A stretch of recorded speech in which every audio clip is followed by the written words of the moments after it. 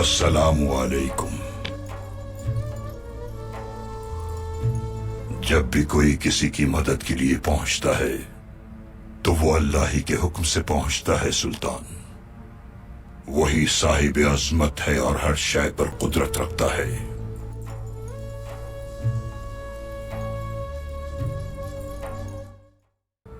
सूरज के तुलू होने से पहले अंधेरा बहुत गहरा होता है। खिजा के बाद बहार आती है सुल्तान।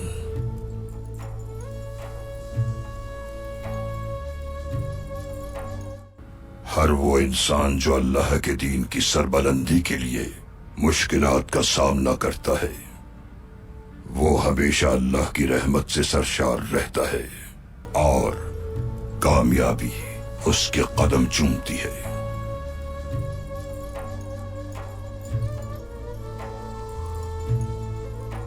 पैगंबर अकरम के ऐलान नबुवत के बाद हमारे नबी और उनके साथी सहाबाए कराम बदतरीन जुल्म और सितम का शिकार रहे। मुशरिकीन ने रास्ते में कांटे बिछाए, उन पर कूड़ा करकट फेंका गया, बहुत जुल्म किया गया, उन्हें जादूगर, शायर और बहुत कुछ कहा गया। हर तरह का नुकसान पहुंचाया। तकालीफ और जुल्म इस कदर बढ़ा कि खातिमुन नबीयीन को अपना महबूब शहर मक्का छोड़कर हिजरत करनी पड़ी मदीने। ये सूरत हाल उनके लिए बहुत तकलीफ दे थी।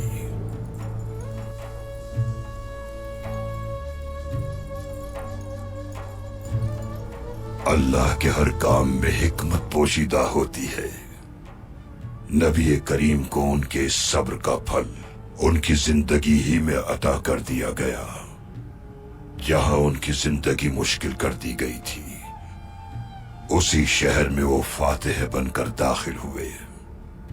खुतबा हज बैतुल्लाह के अजीम शान मजमे में रूह परवर बयान फरमाया आपने। वो जहां भी तशरीफ ले गए वहां के लोगों ने दीन इस्लाम को अपनाया।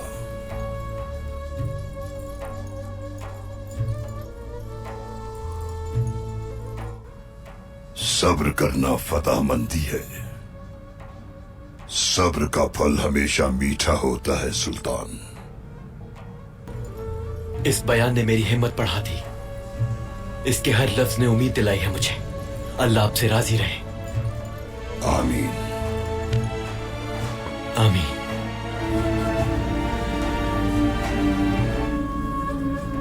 सब्र करना फतहमंदी है। सब्र का फल हमेशा मीठा होता है।